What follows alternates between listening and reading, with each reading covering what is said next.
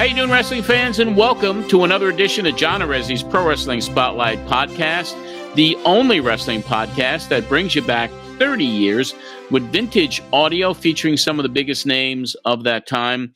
This episode is certainly no exception.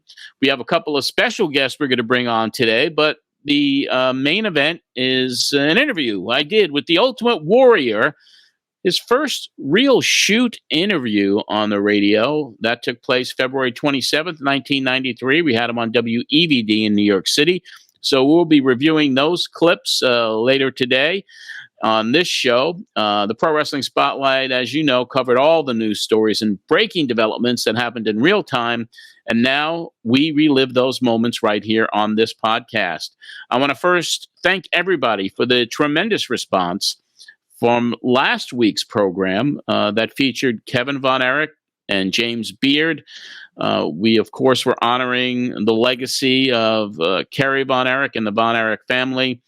All I have to say, it was a poignant episode, and especially hearing the memories from Kevin and James, some fabulous stories, and just talking to Kevin on how at peace he was. It was one of the most memorable shows I've ever done. And I have to tell everybody out there, if you want to see it on video, the job that Marsh did putting together the video podcast was just phenomenal. You could check that out at youtube.com. Pro Wrestling Spotlight is the channel.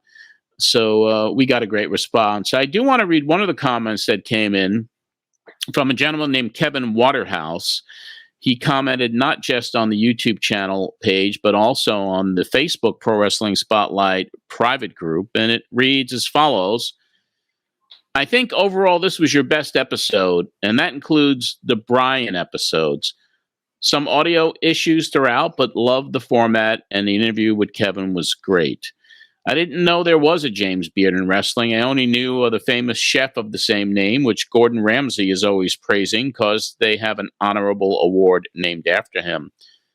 30 years later, your show continues to teach generations as well as entertain. Looking forward to future episodes. Thank you, John, Marsh, or Mark, as Kevin called him by mistake, and everyone involved with the show for your hard work. So that was kind of cool. Thank you, Kevin Waterhouse, for that comment. There are others that have come in, but we invite you to check that show out if you haven't.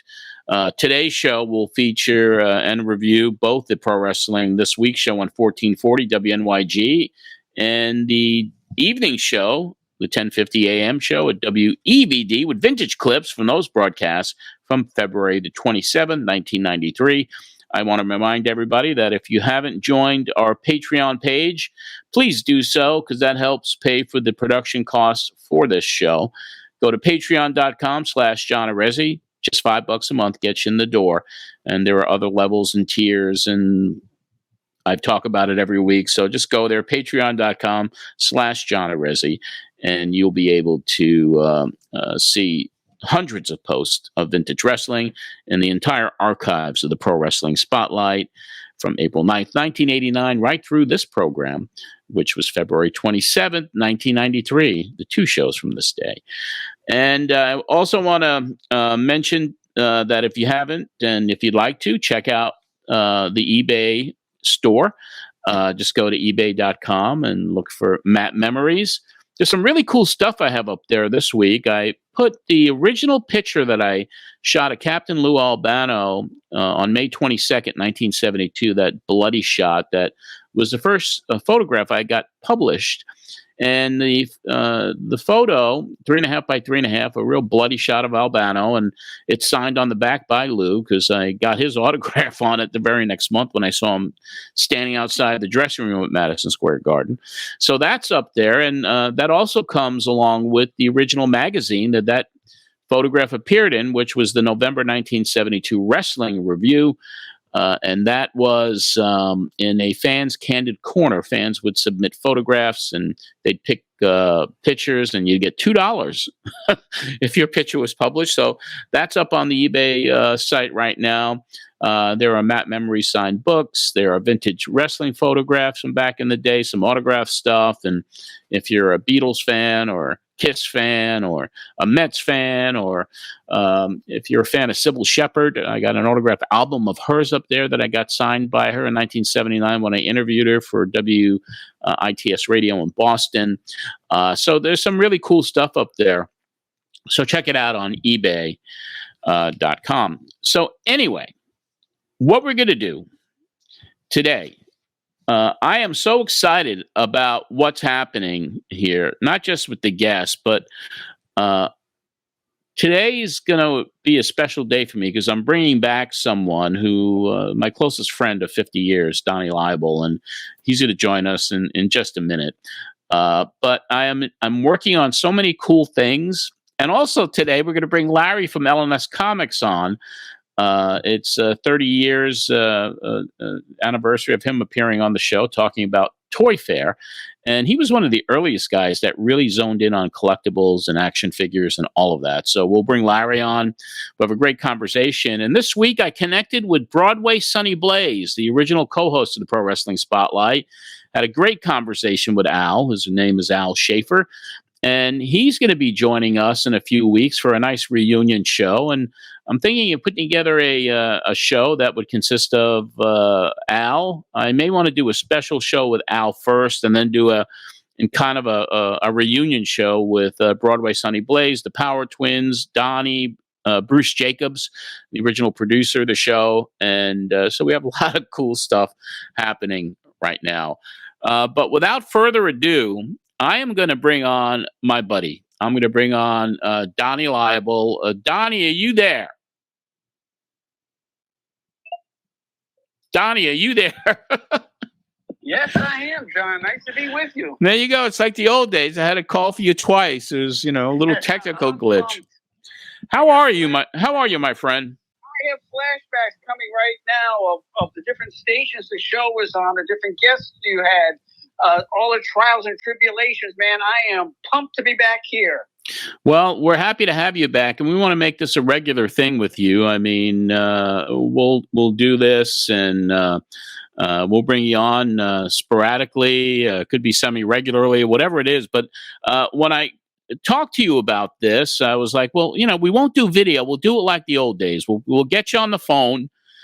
And we'll talk and we'll reminisce, and you have news capsules that you did 30 years ago, and then we'll give them a special treat with the Ultimate Warrior. But I am so happy to have you back all these years later with a phone call from Donnie. And no long distance charges like the last time where we're waiting on hold and using phone cards and everything else, which has changed so much. Yeah. But also, today when I was writing something up on the Ultimate Warrior, I really had a feeling of what it was like when I used to do the time capsules. Sometimes I had to hurry it up, or sometimes it says I'm writing too much.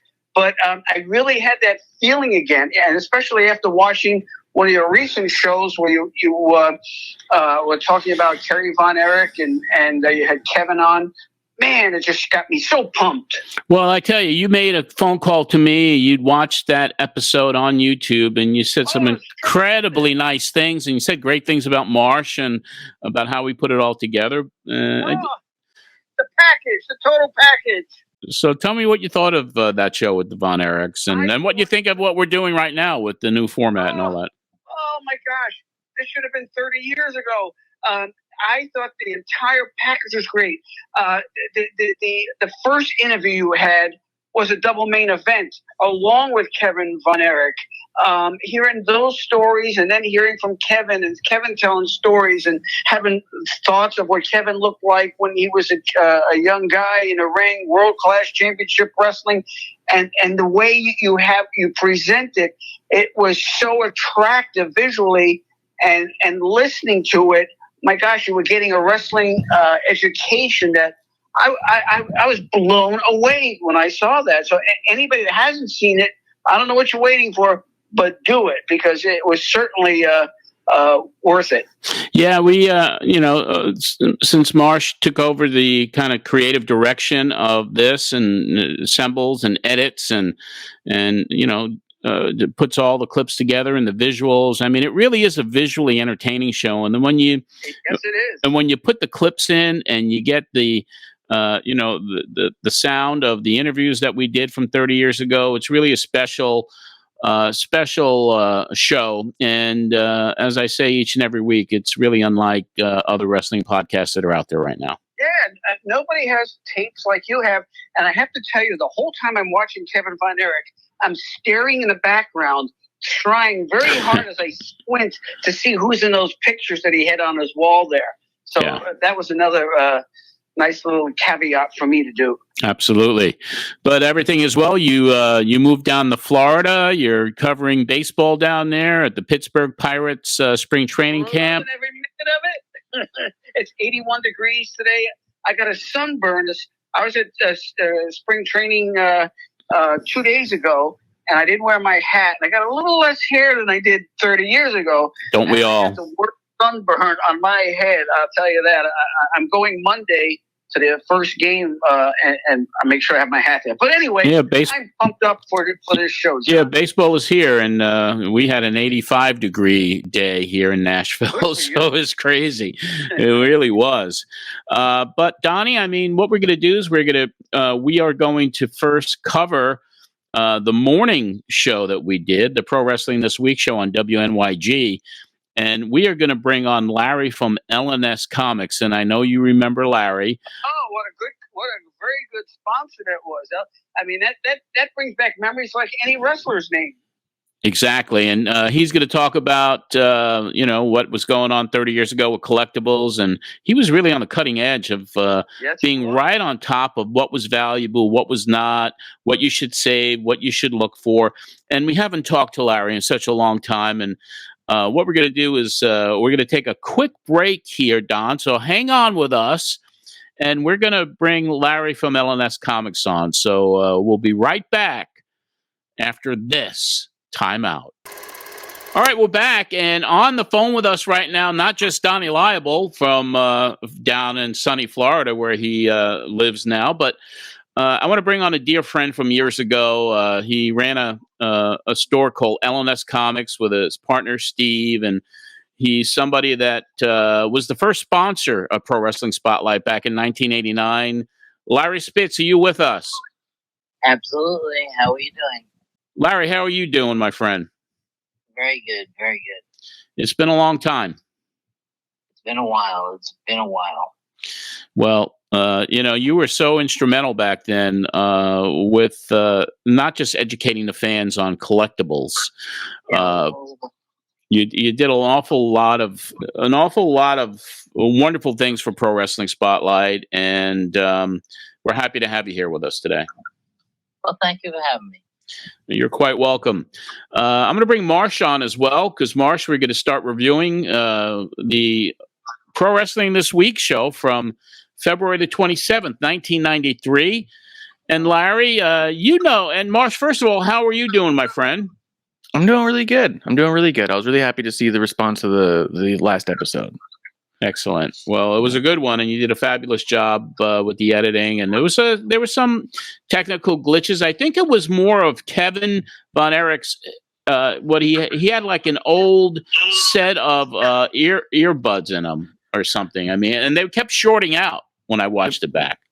I honestly, I was fighting with the raw audio for a couple of days before I decided to just clean it up the best I could, because I think the platform kind of was glitching on the audio for all of us. It was really weird and peculiar stuff, but yeah, I think I did the best I could with what I had in the time frames I had. Otherwise, I would have been late. Yeah. Well, I mean, you did a great job. So everyone seemed to enjoy it. We're here to talk about the Pro Wrestling This Week morning show on WNYG, and we featured a good friend of ours who's on the phone with us with our other dear friend, Donnie Libel. We have Larry Spitz with us. And Larry, do you remember much about what happened 30 years ago? I know Toy Fair was in town. Toy Fair Toy Fair was in session, and we talked all about the wrestling figures that were going on back then. When did you, before we get to the clip, when did you first open L&S Comics, and, what started your fandom with collectibles in wrestling? Well, I was always into the wrestling collectible from the beginning. So when the first wrestling dolls started coming out, I collected them all. And then as soon as I opened the store, I would pretty much decide to sell as many of the different wrestling figures as possible. When did the store open? I think it was 1996. L&S Comics open. Well, we were on the air in '89, so it had to be like late '80s, right? Yeah. Maybe 1980s. But anyway, I mean, you were there for us, and we actually booked some personal appearances there at L&S Comics, and I know that we have one infamous one with Jake the Snake, but which was pretty famous. Yeah, because he showed up not in good condition. The Jake one is pretty famous. Yeah, we're going to be featuring that. Yeah, we'll be featuring that. Was there when he was a little kid. Matt Cardona was there, yes. And look at he's one of the biggest guys in collectibles. And Marsh, you were saying we should have brought Matt Cardona on the show.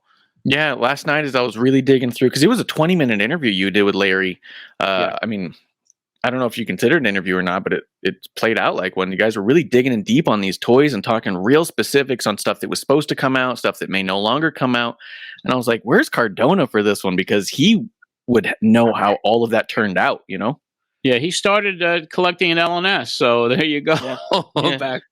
Back in the day. I started his addiction. You started it. It's your fault. It's my fault. Fantastic. Well, Marsh, what do you say? We have some clips to go to, and we'll get our comments from Larry, and then Donnie's with us, and we have some really cool stuff to talk to him about as well.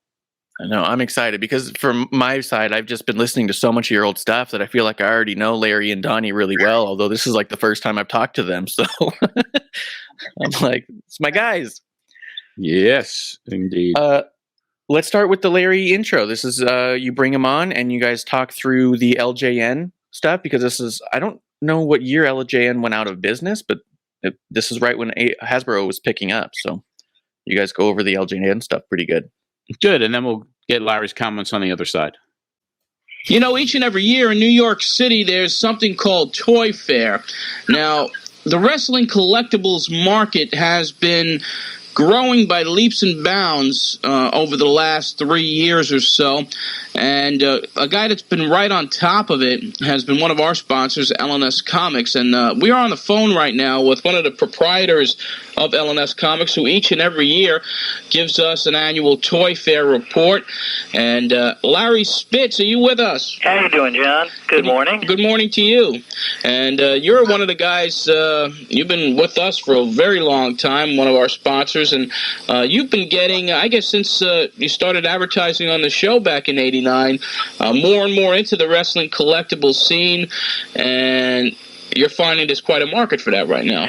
Yeah, well, we're finding that the toy industry has really basically ignored the wrestling figures and collectibles market, while maybe price guides even would list figures such as, that are totally dead items, like Supernaturals and Micronauts, toys that, people really didn't care for. Micronauts they might have, but there's, small toy lines that they even list, but none of them have ever listed wrestling collectibles. But that's about to change.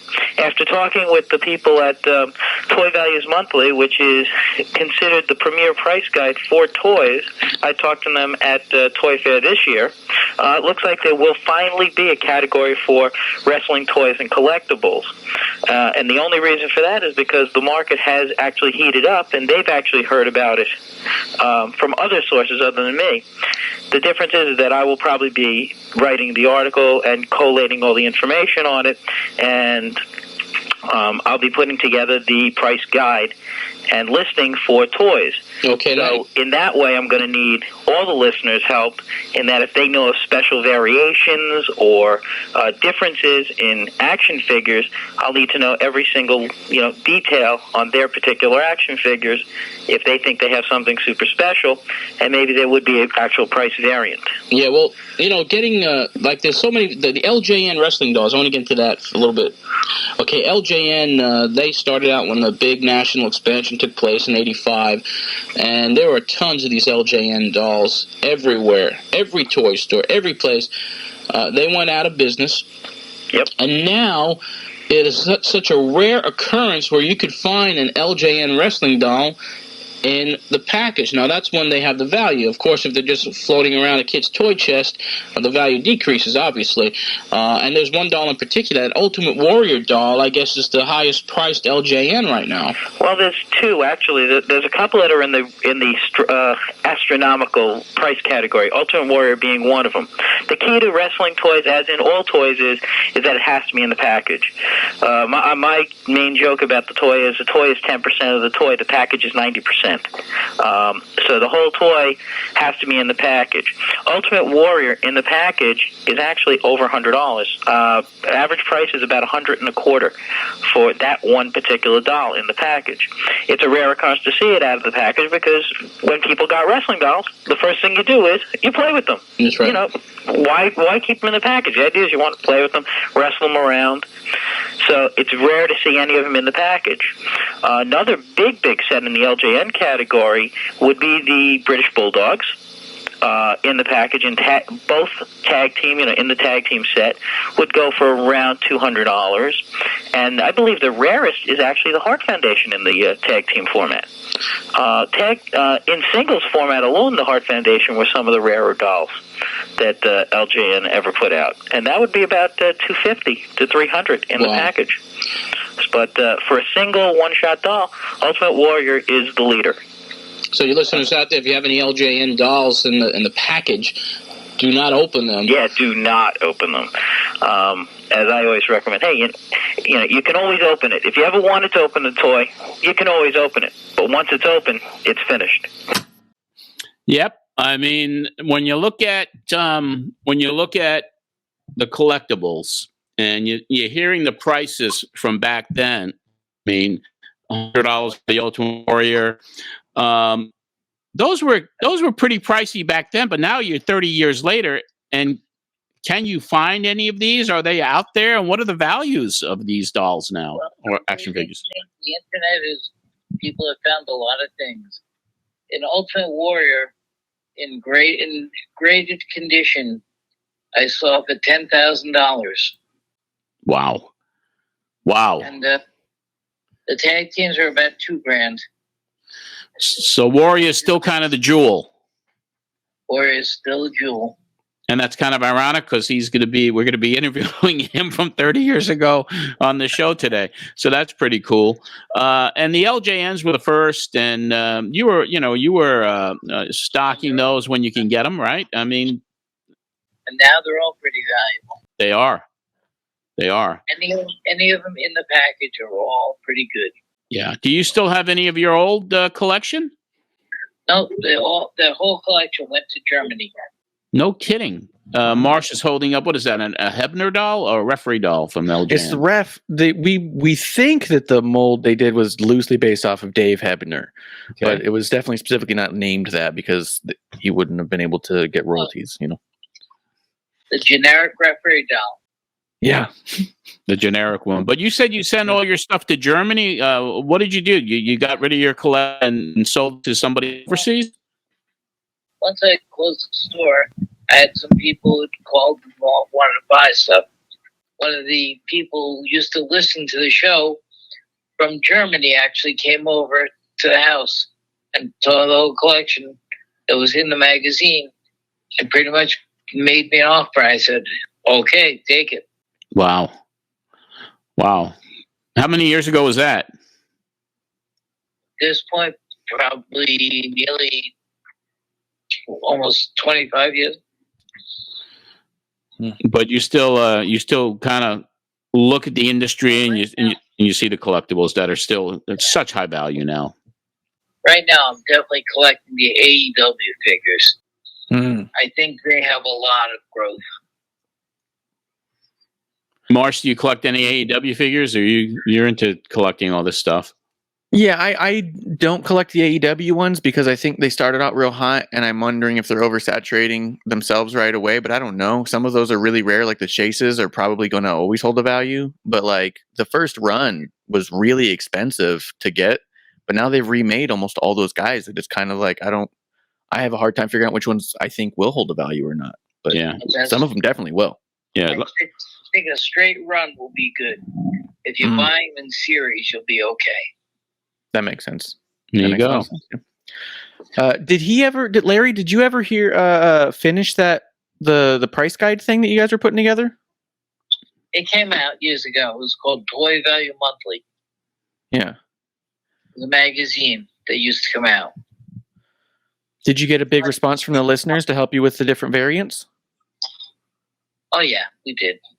That's cool. What was the rarest thing that you had that you would consider the highest valued collectible when you had L&S Comics open? At the time, I had brought in from Hasbro the red suit Hogan. There was a red suit Hulk Hogan. There was a mail away that Hasbro was supposed to send out. They did in the WWE magazine. However, Hogan had left before they could get it out. Therefore, they did not send any out. Wow. So it left Hasbro with a bunch in the shelf, and so I bought them direct from them. For a long time, I was selling for about $50 a piece. I'll take that deal. Yeah, we'll take that deal any day of the week today. The last dozen I sold for an average of about $1,000 a piece. The last dozen for $1,000 a piece. There you go. Yeah, what a market. Go ahead, Marsh. I still have one. Ooh, which one? The one Hogan? I have one Hogan, and it's not going anywhere. Cool. That's cool. Well, the last they came out were the green cards. After the green cards, there was a rumor of an orange card set, which never happened. However, recently, Mattel has Mattel Creations. They sell a set. They actually have the orange card figures on the retro Hasbro figures. There's so many out today too. I mean, there's so many manufacturers who put these things out, and they're just everywhere. But you got to know what to get, what to collect, and your expertise, Larry. I mean, with this industry dating back over 30 years is pretty incredible for sure. Out of loyalty to the guys, I bought the Matt Cardona figures. Oh, nice. So cool. I have his stuff. Nice. And did Matt know? The Power Town figures when they come out. The Power Town figures, not the Power Twin figures. Right? Now the Power Town figures are going to come out. There's a Bruiser Brody in there. Wow. Looks great. Are those the ones that Greg Gagne was putting together? That's the one. Because they look pretty good from the models that I saw. They look really good. Yeah, there's a Vern Gagne, a Bruiser Brody, a Stan Hansen. Looks awesome. When are they going to be released? You have any idea? I have no clue, but you have to place it's a pre-order right now. Yeah. Does Matt Cardona realize that you had bought figures from him? Did he know it was you when you ordered them? No, I bought them through the company Super 7. Yeah. Okay. Well, cool. I hope Matt hears this and realizes after all these years, Yeah. I saw him. I said, I have to get that. Yeah. That's great. All right. We pull up. LGN looks like it was sold to Acclaim in 1990, but completely dissolved in 93. So this must have been during some sort of they were shut down, but just not doing anything. LGN became Acclaim. Acclaim went under due to what's called video game crash. Oh, yeah. they had actually made pretty much the worst wrestling game possible for the N64, and that was the end of them. That was it. March, we got another clip of the interview we did 30 years ago, Larry, don't we?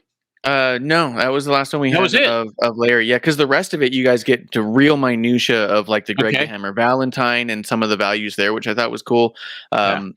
But you guys went on for about 15 minutes. It was hard to find a breaking point even. Well, yeah, if you want to hear the entire episode, all you got to do is go to patreon.com/John Arezzi. The Pro Wrestling This Week from 30 years ago, as well as the evening show on WEVD, are all up there on patreon.com/John Arezzi. Larry, I mean... By the way, yes. it mentioned the Greg the Hammer Valentine figure. Yeah.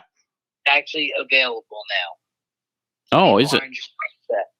It's part of the retro Hasbro. Mm-hmm. Yeah, I did see Larry, that. you're kind of the ultimate consultant when it comes to vintage collectibles from years ago, as well as the modern day product that's coming out. So on wrestling figures, I try to keep up. That's awesome, man. And you're doing okay personally?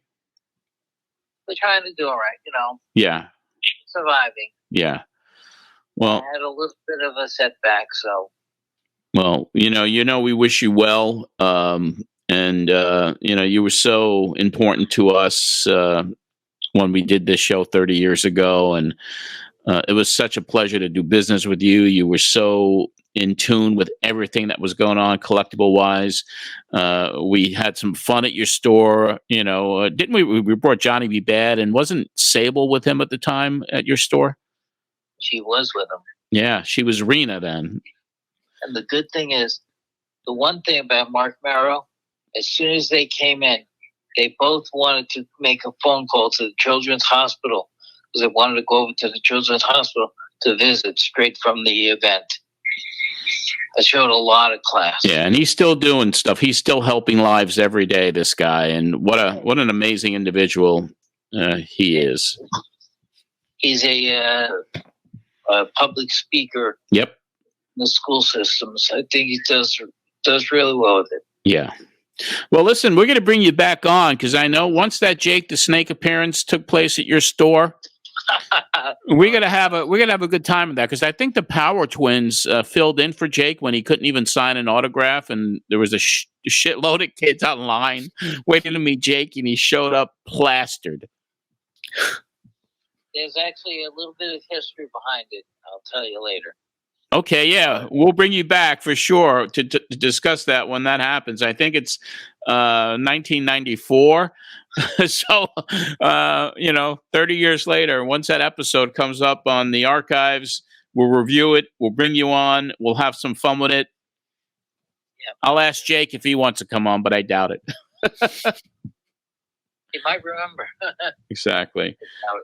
All right, my friend. It was great to talk to you, and we wish you the best. And what a pleasure to reconnect after all this time. Thank you. Take care, Larry. Boy, that was great having Larry with us. And he was and still is kind of a master class of knowledge when it comes to wrestling figures and collectibles.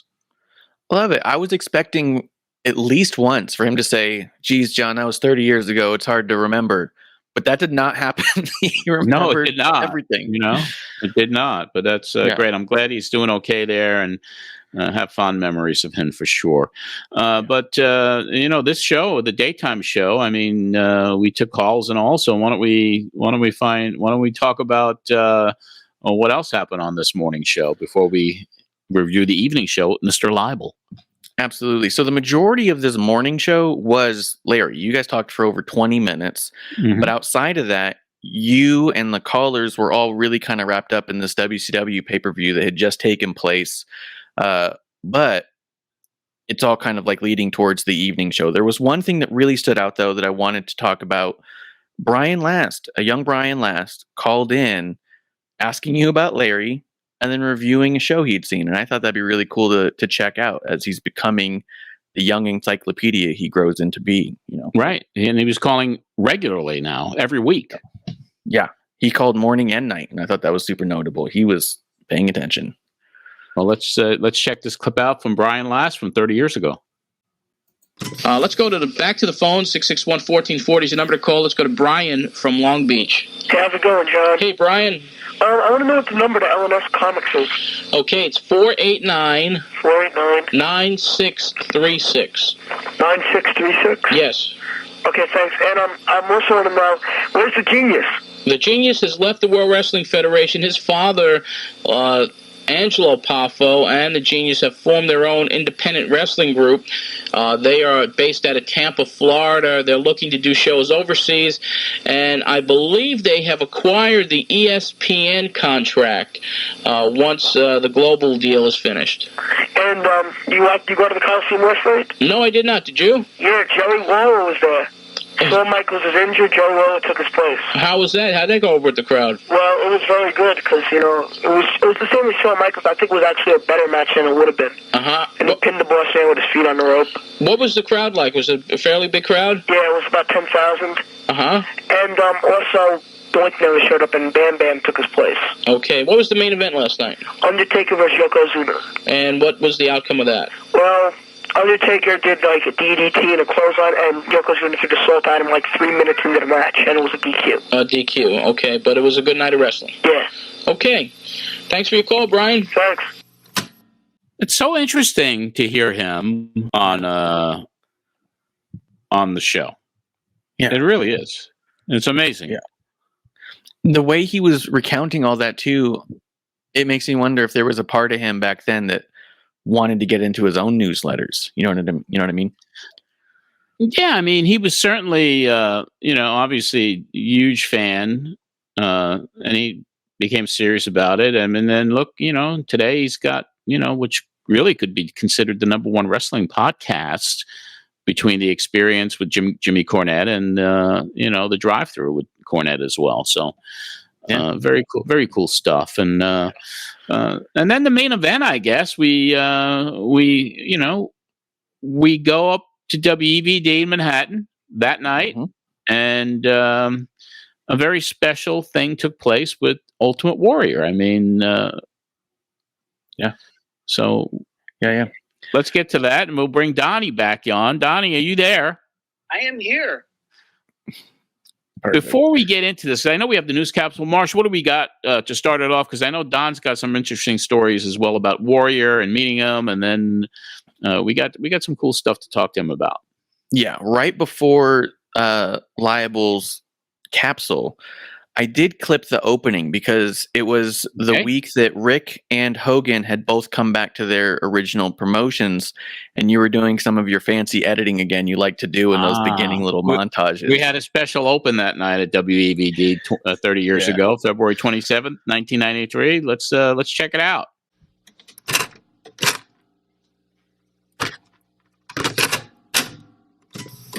Opinions expressed by guests of the following program do not necessarily reflect the viewpoints of the producers, sponsors, and host of the Pro Wrestling Spotlight, nor the staff and management of WEVD.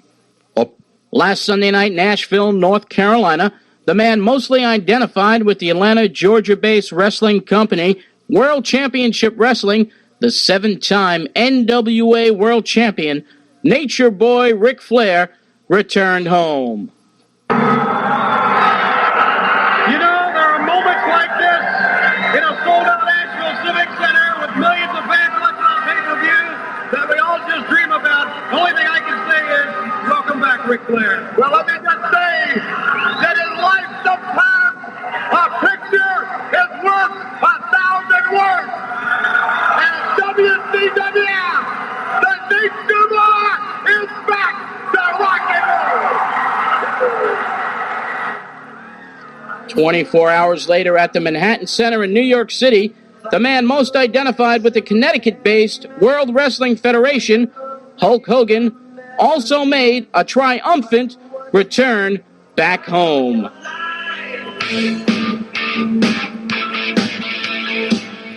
Tonight, we'll talk about the return of both these superstars to the wrestling organizations.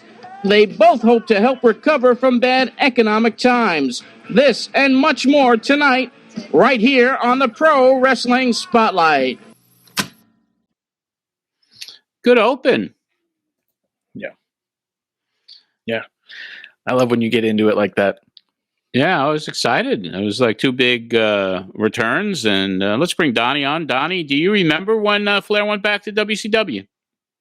Unfortunately, I do not at the moment. A lot has happened over the last 30 years for that.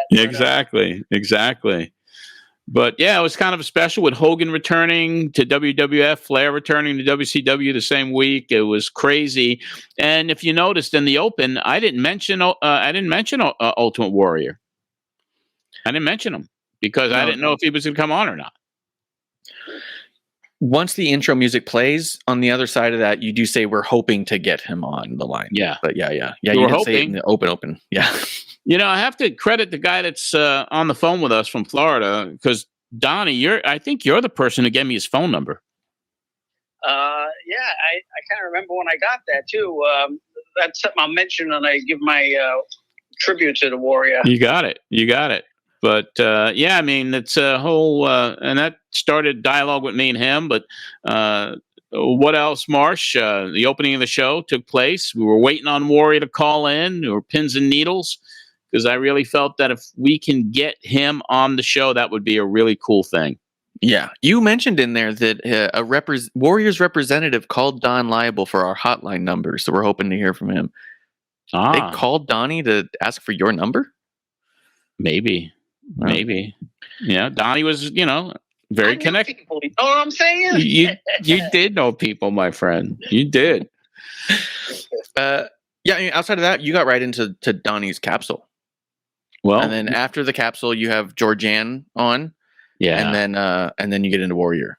Georgianne Macropolis. So why don't we do this as Donnie's listening with us? Why don't we play the news capsule from 30 years ago?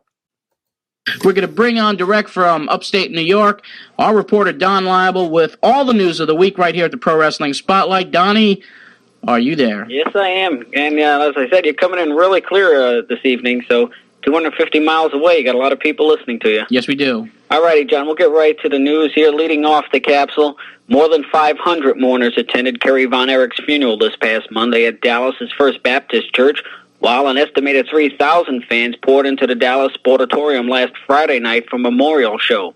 Now, the auto procession from the church where Kerry's funeral was held to Grove Hill Memorial Park in East Dallas stretched 5 miles. Among the more notables from the wrestling game to attend the funeral were Bret and Owen Hart, as well as the Ultimate Warrior. Well, congratulations are in order to Barry Windham in winning the National Wrestling Alliance Heavyweight Championship from the Great Muta last Sunday evening during World Championship Wrestling's Battle Brawl pay-per-view presented in Asheville, North Carolina. Among other highlights on the card, the British Bulldog Davey Boy Smith debuted for the promotion in grand style by pinning Wild Bill Irwin. And in other title box scores, Dustin Rhodes successfully retained his United States belt, investing Max Payne, who subbed for an injured Ron Simmons. Plus, WCW Pin King Big Van Vader, a bloodied mess at match's conclusion. He held on to his championship in defeating Sting in their strap match. Well, turning to WCW happenings outside of the arena, 2 more resignations were tendered by front office personnel following Bill Watts' departure. On Wednesday, Dennis Brent, editor of WCW's magazine, exited the scene. And perhaps the biggest story to break this past week, Jim Ross, a fixture on the WTBS and pay-per-view telecasts of WCW, resigned on Thursday.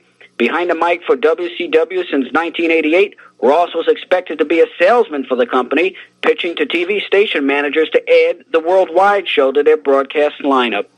Around the territories tonight, Stalker is the new TV champ in Smoky Mountain Wrestling, having stripped the belt from Tracy Smothers. Out in the Pacific Northwest, Colonel De Beers wears the Championship Wrestling USA heavyweight crown.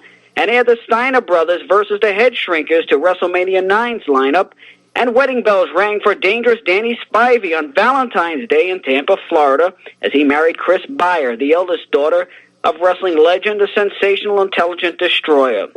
Well, after defeating his son, Brian Christopher, in Memphis 2 weeks back to retain his United States Wrestling Association unified belt, Jerry the King Lawler scored an upset victory over the narcissist Lex Luger last Saturday in Nashville Sports Arena. During the match, Christopher made his way to ringside and was caught by referee Frank Morrell in hitting the King with a chair. Lawler's victory was by disqualification. Finally, from the scrapbook files on this day in wrestling, 16 years ago in 1977 in Miami, Florida, NWA country saw Dusty Rhodes come out ahead of superstar Billy Graham, and in tag action it was Tony Rocco and Steve Kern winning over the combo of Angelo Poffo and Cowboy Bob Orton Jr. For the Pro Wrestling Spotlight, I'm Don Laible reporting. Capsule time, 11:31. Okay, Don, of course, the big story with Jim Ross. You know, he's been a mainstay for WCW for such a long time. And it's not going to seem the same without Mr. Ross there. He did the 900 number on Saturdays, which did big business. He did all the TV shows. And now, you know, he's gone just like that. Boom, gone. Big turnaround. You know, you talked about people coming in, Flair and Hogan coming back to their respective promotions, and you have somebody like Ross who been with NWA, WCW, in wrestling for, I'd say, at least 20 years. It's going to be tough for him at first, I think, to adjust to living a quote-unquote normal lifestyle, being home more. Maybe it's good for Jim to relax, to get away from the pressures, and hopefully he'll be more hungry for wrestling and come back, and there'll be an opportunity for him to come back. I don't think pro wrestling has seen the last of Jim Ross. Nope, I think he's been around too long that, you know, you get it in your blood, it's hard to walk away from it. Yes. But a good vacation is always needed. Wow. Donnie? Yes. Do you remember that back then? I mean, that was a big story. And, of course, he went pretty quickly to the WWF. Yeah, you know, as we look back, hindsight, it's nothing's ever for sure in wrestling. People come and go. When you think they're gone, they'll make, you know, it's just like someone having a retirement match. You know, nobody ever retires, or nobody ever has a wedding on wrestling without getting a cake in their face. People come and go, and it was just a matter of time till Jim Ross was back. And he's still around, and he's still in the business. So it's kind of crazy. I do have a question for you, Don. I mean, because each and every week for all those years, the news capsule was a staple of the Pro Wrestling Spotlight.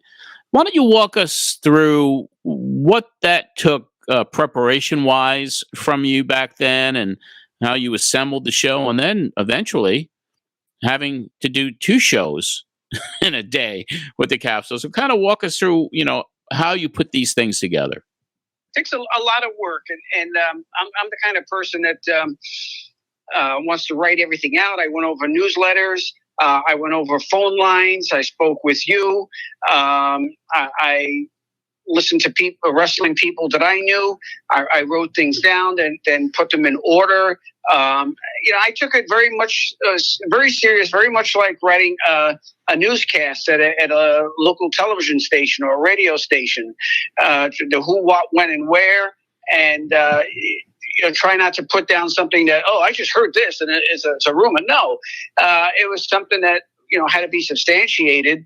But that took a lot of time to do that. Just as I said earlier today when I was doing this piece on Jim Hellwig, you know, it took me a while to do it because, you know, you put your personal pride into it. You want to make sure everything's correct. And so a lot of work goes into this.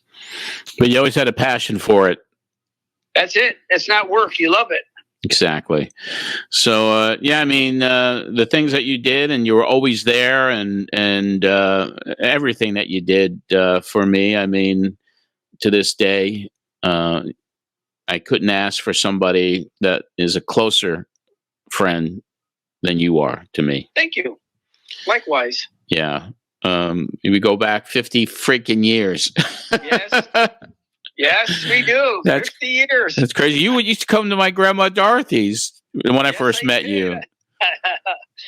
Oh, boy. That was a lot of fun. Yeah. Back in the day, you were the kid, and we still call you the kid. I mean, I still call you the kid sometimes, and you still sound like a kid all these years later. Well, if somebody calls me that, I know about how old they are. Exactly. But you know, your time today is really you know, covering you know, all kinds of stories. Baseball, your baseball stuff is incredible. A quick connection with you. Back in the early 90s, when you made a trip up to where I was in Utica to go on a local television station to talk about some of the allegations going on in the WWF about with some of the ring boys and whatnot. You were interviewed on set by the sports director there by the name of Rob King. Well, I just found out a couple days ago, for the past 20 years, Rob King has been doing the pregame, the postgame for the Pittsburgh Pirates on television. Wow. And same thing with the Pittsburgh Penguins, pregame, postgame, and intermission reports for the Penguins. And another fellow that used to follow your radio station, John Clark from Philadelphia. Yeah. I just saw him. He was in Clearwater covering the Phillies spring training games. So, did you say hello to him? I did not. I saw a report of him on television. Okay. So Okay. I am going to see the Phillies on Monday, so hopefully I'll get to see him then. Please, please, please go up to him, introduce yourself. I'm sure he'll remember you.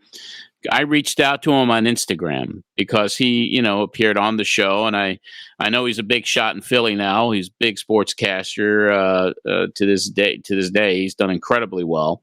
But give him my best and see. I'd love to get him on the show sometime because he has had an incredible career. Sure. All right. So after the news capsule, Marsh, I guess we got another call from somebody that is beloved to this day by so many wrestling fans from that era. And of course, Mr. Laible and myself consider this woman, we consider her like mom. She was everybody's mom. Right. As soon as I heard her and heard her name and was listening to, she was charging up the Chatterbox, the wrestling Chatterbox, the name stuck out as one that I've definitely heard over the years, and I thought that maybe you guys might have a cool story about her on the other side. Great. Well, we certainly do. Okay, we are back right here. The little Doink the Clown music out of here. Yes. What we're going to do right now, bring on our very good friend, Georgianne Macropolis, editor of the Wrestling Chatterbox. Georgianne, are you there? Yes, I am. Now, the listeners out there, if they're not familiar with you, you've been in the wrestling business longer than me, for one, and you put out one of the best wrestling newsletters around. It's a real fans publication, the Wrestling Chatterbox, and stopped over your house before stopping here at the station, picked up your excellent issue with the tribute to Andre the Giant and also Kerry Von Erich, and I wanted you to come on for a few minutes tonight to talk to the fans and give them a special offer about the Chatterbox, because if you're a wrestling fan out there, the Chatterbox is certainly a publication that you would thoroughly enjoy. Okay, it comes out once a month, John. It's usually about 32 pages. It costs $2.50. Like you said, ours is a little different. We have a birthday page with the wrestlers' birthdays. We have contests where you can win prizes to other newsletters. We just got Kerry's father's address. If someone wanted to send mass cards, they could send cards to the family. I'm sure that they're going to need all that support now. This issue, we have a colored picture of Bret Hart, which was donated to us by Mike Lano.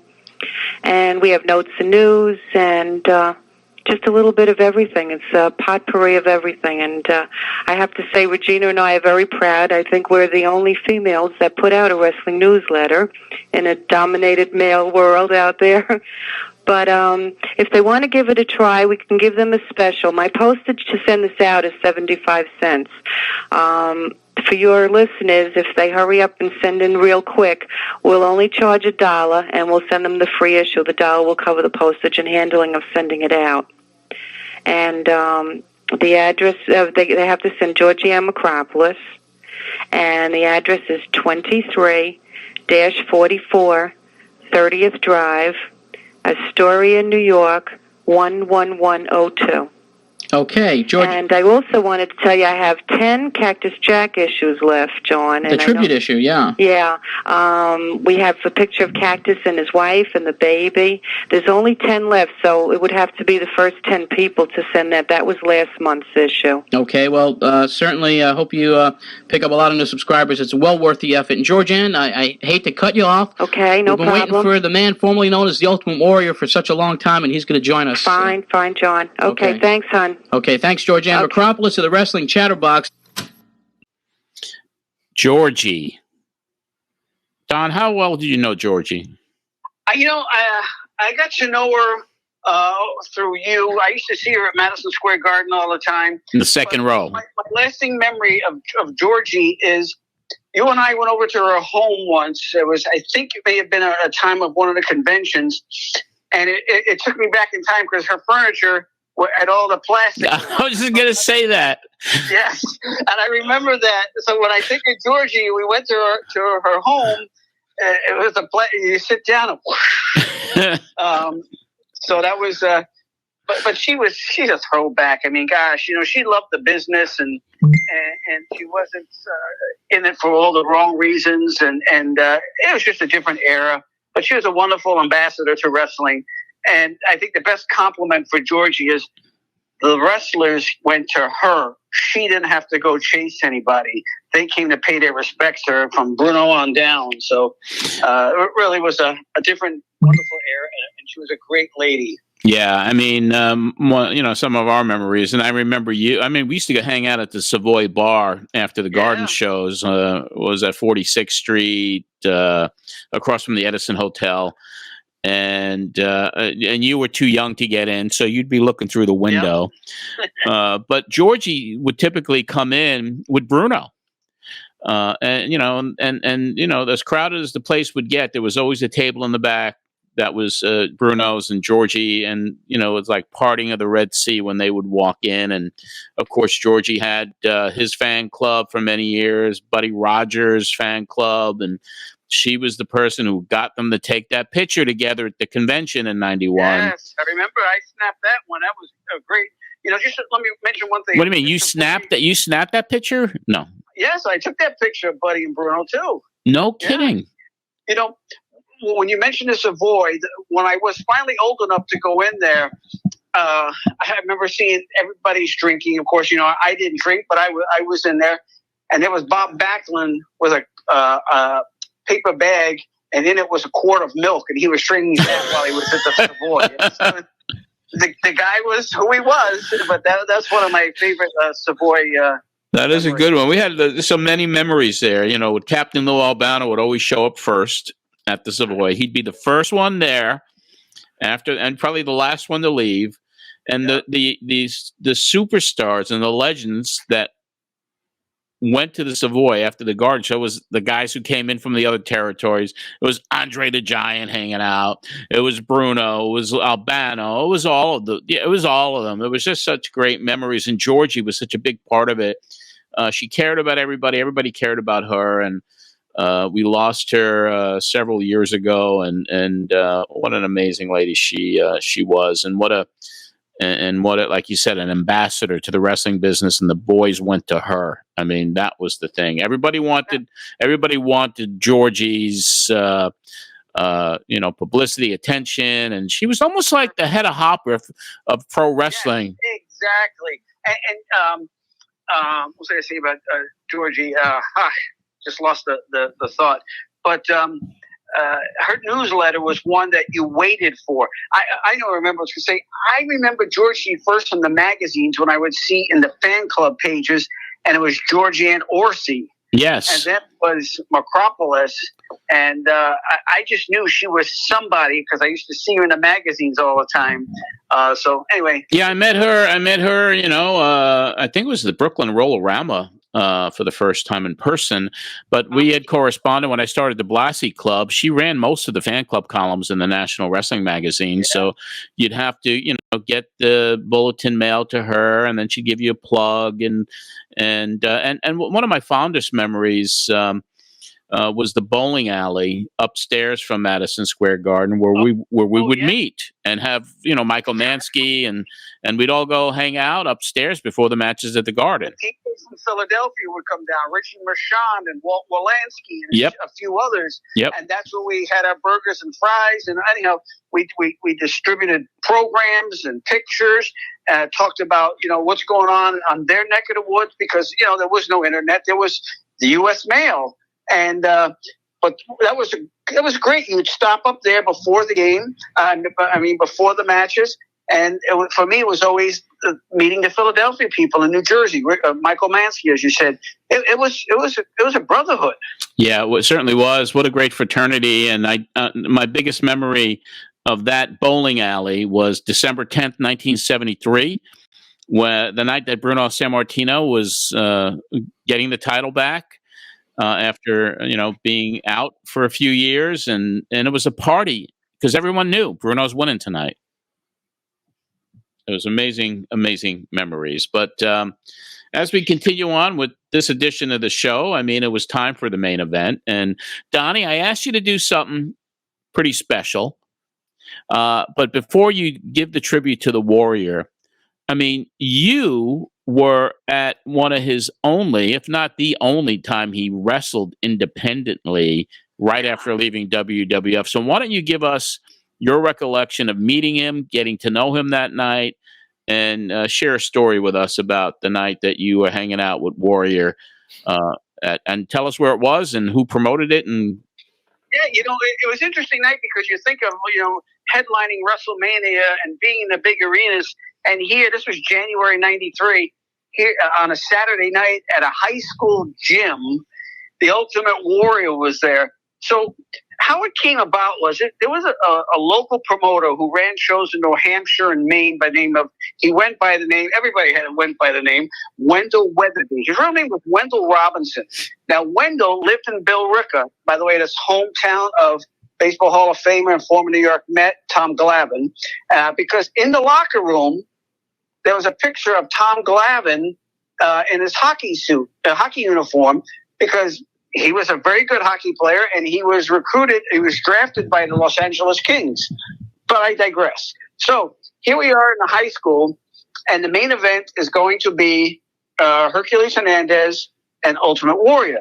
Now, how this all became, Wendell, his family had a few limousines. So, and he was working out of the Boston area. So when WWF came to Boston, Wendell had been picking up some of the wrestlers and got to know them. Well, one of the people he got to pick up and got to know was Jim Hellwig. And they started a friendship where Hellwig lived in Arizona at the time and was traveling all the time. So he asked Wendell to move into his house in Arizona, because he's not there very much, to take care of the house, take care of his business affairs, his bills, and anything else that had to be taken care of. I think it was like a 5,000 or 6,000 square foot home.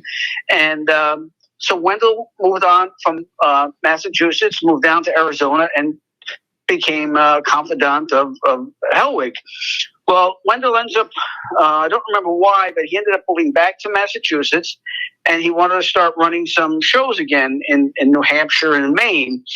And at the time, Hellwig was available, and Wendell was hoping to make a big score, so he, called in his friendship with Warrior. So they're going to have that show. And when the Warrior got there, there was such unwanted paranoia on Wendell's part, where I can remember them saying, "No, he doesn't want you to look at him. He doesn't want you to talk to him. Don't take any pictures of him." It was like you had to sit there and just ignore the person in front of you. Well, when Hellwig came in, he didn't have his own dressing room or anything, because it was just a regular high school locker room. He was not outgoing with anybody, not I would say friendly at all. I don't remember him shaking one hand. He stayed to himself. I did snap a few pictures of him on my own because I thought this was just crazy paranoia. Don't look at him. Don't look at him. And so Warrior dressed and just like typical WWF stuff. His match, I don't even think it was 10 minutes. He just came out there, struck the ropes, blah blah blah, and went home early with Hernandez. I don't even know how much or if Wendell paid him, because I'm sure the Warrior knew there wasn't a lot of money to be made there, and he wasn't actually going to get a big payday. I'm sure it was a friendship thing. and that was really the only independent show he ever did. And then, of course, his last match that was in Spain, of all places.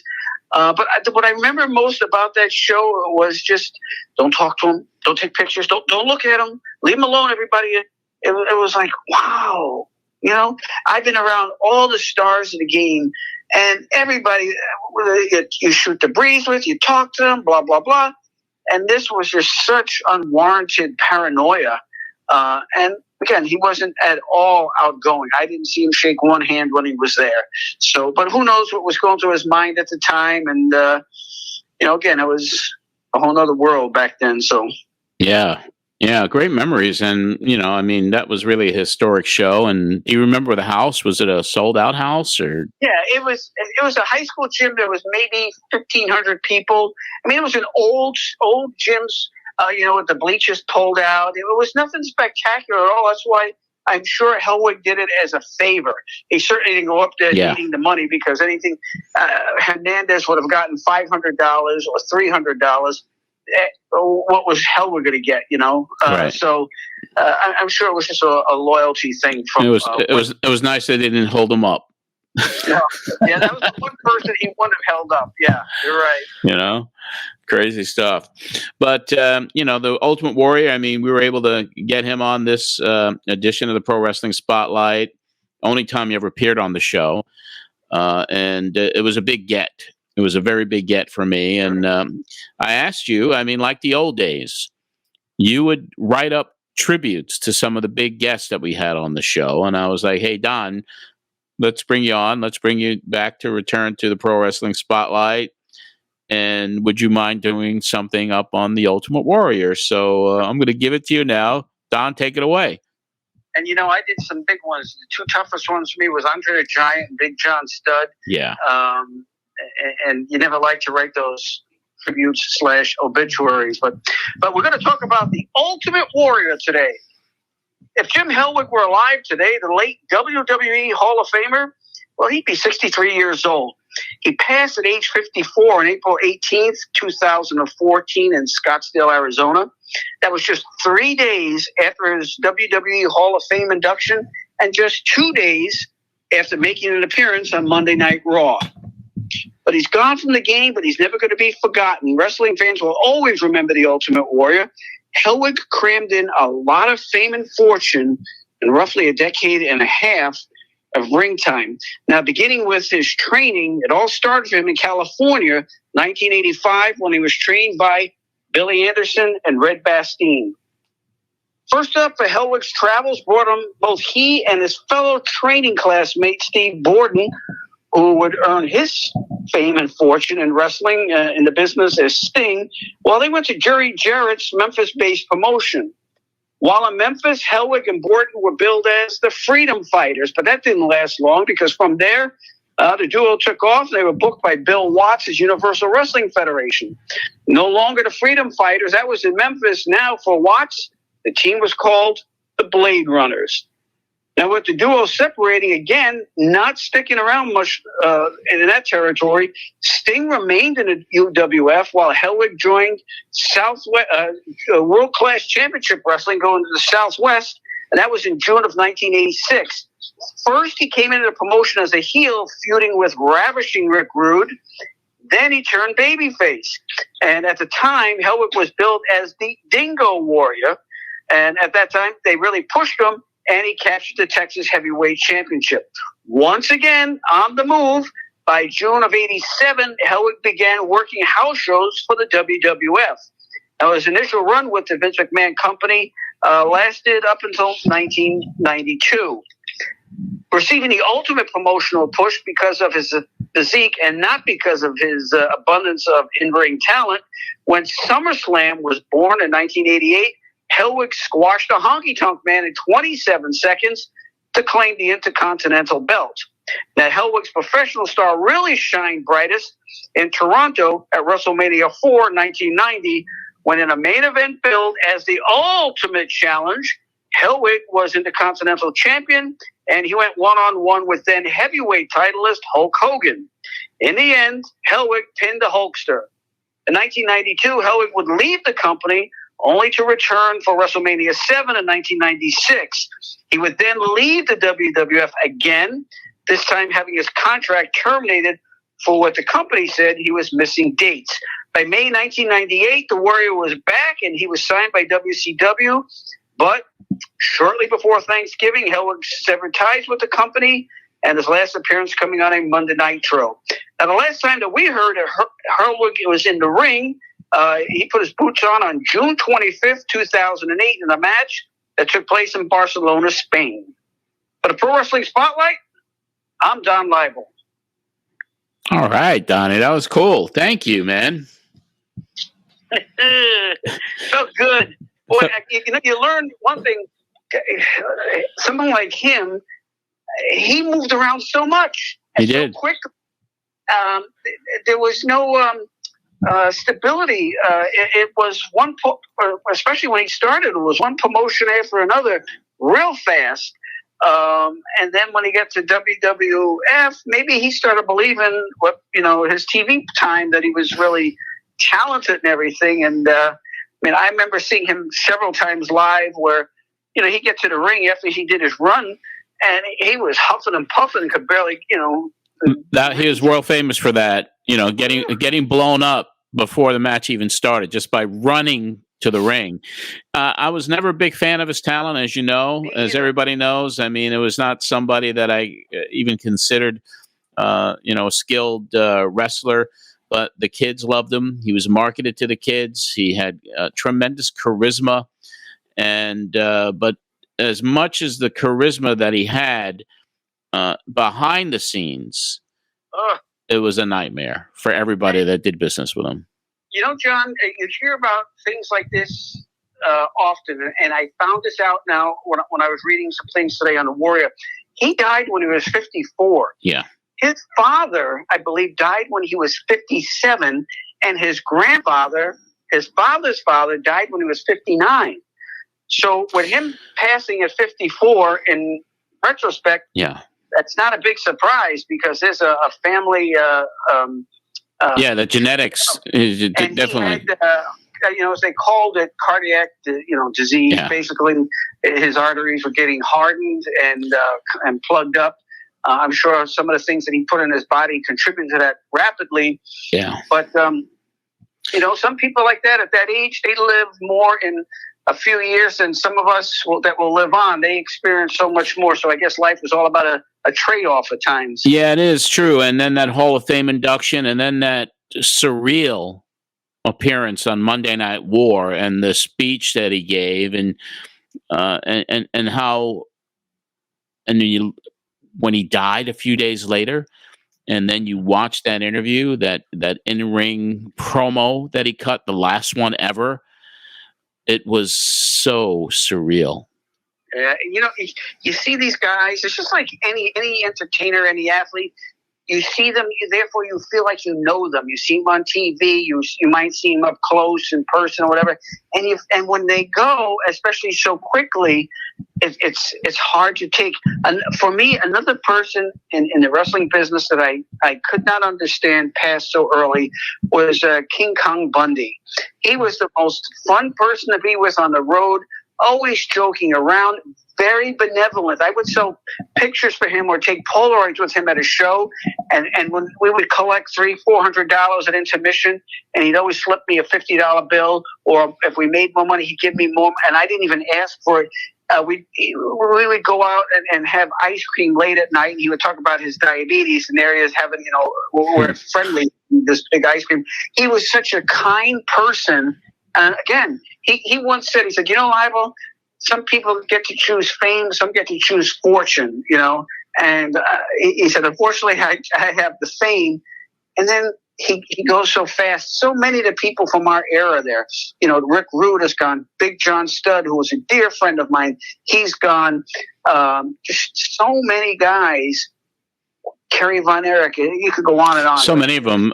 Did you know Studd's son at all? He was born at the same time when I first met John. He was just like just born at that time, so I never did get to know them. I saw a picture of him not long ago with Andre the Giant's daughter. Yes. And he looks just like Big John, although he's not as. I believe they're going to be together at Tommy Fierro's WrestleCon in May in New Jersey. I think Tommy's bringing them both in to sign. And I heard from John Studd's son this week on Instagram, ironically, because he wanted to know if I had any of the old appearances that his dad did on Pro Wrestling Spotlight, because he's never heard them before. And I have, a couple of shows that I'm going to, digitize for him and send him some links. But he was very respectful and very nice. And he goes, I really don't have very much of my dad. And, anything that you could share with me would be greatly appreciated. And I know you and John were so close. We were good buddies. And John had a national radio show. Yes.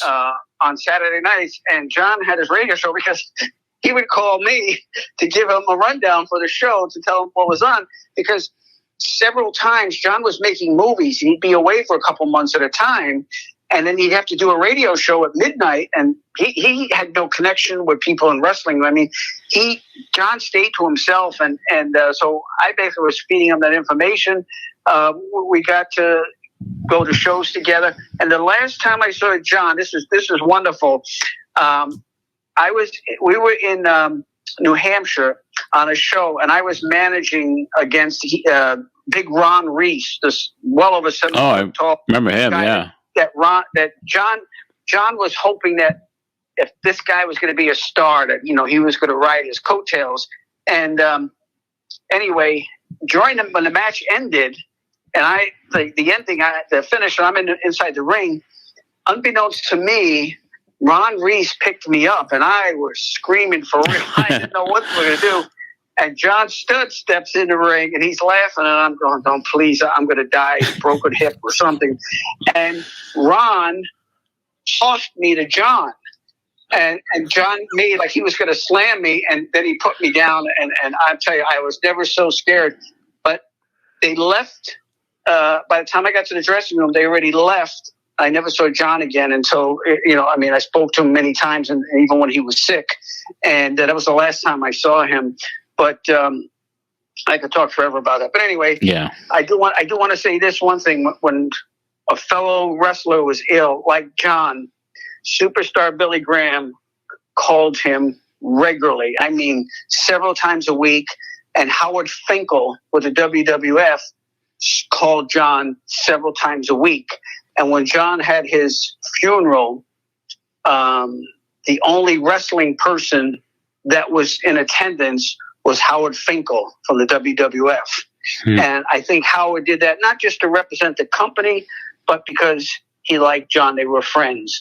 So I don't know how I get on a tangent like that, but no, John's a tremendous person. Yeah, great guy. And Donnie, I want to thank you. Marsh, anything for Don before we wrap it up? I only have the one question. You said you took those pictures of the Warrior backstage. Do you happen to know where those pictures are? Do you have copies of them digitized or anything? I had thousands of negatives. I sold them all to someone in the Philadelphia area all at once. Oh, wow. Donnie's archives are no longer in existence in his possession. And this guy was a fabulous photographer. Fabulous. No. You're the photographer. Well, listen, your work was incredible. And it was such a joy for me after every convention, after every show that I promoted. You'd send me these amazing pictures. But yeah, I mean, what a dear friend you are, and what great memories we shared. And we're going to bring you back. And not too distant future. We'll bring you back in a few weeks, and we'll come up with another cool angle for you to come back on. And then we'll do our big reunion show with Sonny Blaze and the Power Twins and Bruce Jacobs. And that's going to be a trip. John, the one picture I never got for you that haunts me today is Howard Stern. When we went to the Howard Stern show in the studio to promote the convention with Cactus and Alundra Blaze. Yep. And Malaya Osaka, yeah. And I sat in the studio, and I said, oh, boy, I'm going to get this shot. And Howard had them throw me out of the studio. I never got that picture. I wanted to get you being interviewed by him. That was actually 30 years ago this October. So, and I have that show on cassette. I have that show, that appearance. It's there. Mm-hmm. So we'll be playing that when the time comes. But yeah, that'll be a good story, and we could talk about. I was up all night. We'll get into it at another time because that's another memory. Right, that's another Matt memory. And Donnie, my friend, listen. You have a great rest of your week. Enjoy your baseball down there. Enjoy your new grandson, and congratulations on being a granddaddy. The kid's a granddaddy. Don't say that. Okay. Have a good rest of the show. Thank you, Don. Donnie Libel, my goodness. I mean, that was cool. That's awesome. A cool thing. Hearing him do the breakdown that way, it was like, I mean, I don't know him as well as you to say it, but in my mind, I'm like, the kid still got it. Like, you know? Yeah, he does. And he has so much energy, and he's so enthusiastic about everything. And I'm telling you, he calls me probably 2-3 times a week. Just to kind of shoot the breeze about baseball and what's going on, and here's a kid that he's a kid. He's approaching his mid-60s as well. So he'll always be the kid to me, and I'm happy that we're going to bring him back on a semi-regular basis. Yeah, no, I think that was fantastic. It was kind of funny when you told me weeks ago that you talk to Donnie still regularly all the time. Yeah.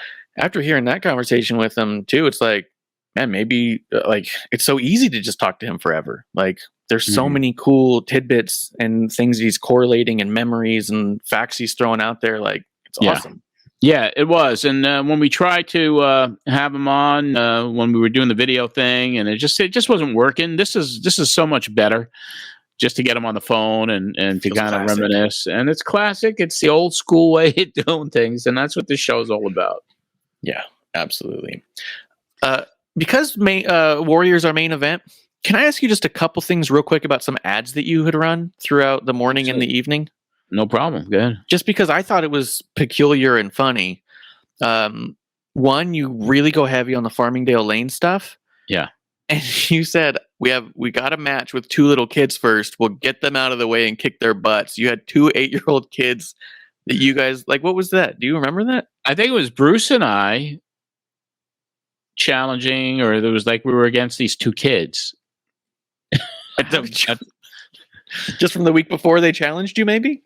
Whatever it was. I mean, I don't really recall, but it was kind of like, it had to be a sight. It had to be a sight for sore eyes, for sure. I mean, those bowling events were not the very best attended events. I was pushing hard. Farmingdale Lanes was coming. The Bowling Association was coming to do a little stuff on EVD, but it wasn't a relationship that was going to last much longer because we just didn't have the turnout, especially in with the Babylon station. It just wasn't working for them, and they were spending a pretty good piece of change with us at the time. Okay. All right. It just was funny to hear you trash talk some children, and I just wondered if there was another story. And you did predict that you were going to break 200, but then you said over the course of 3 separate games. That's right. And I probably accomplished it.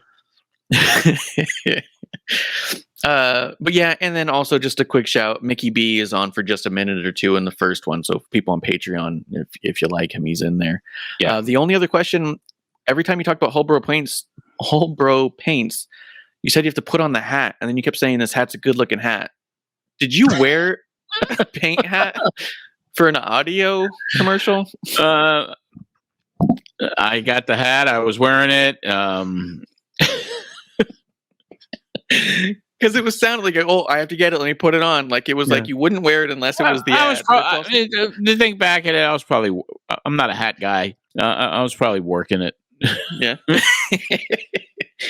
It was just cool. I got a kick out of it. It was a lot of fun to hear. But yeah, then we got the Warrior. Warrior made it on. So the main event.